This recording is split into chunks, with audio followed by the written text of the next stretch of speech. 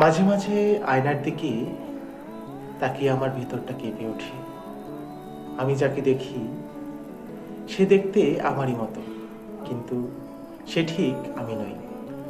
আমার ভেতর যে দুরন্ত চঞ্চল আমিটা ছিল, সে অল্পতেই প্রাণ খুলে হাসতে পারত, আর মেঘ দেখলেই যার মন খারাপ হতো।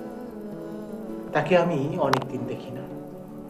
আজকের এই আমিটা অনেক বেশি হিসেবি।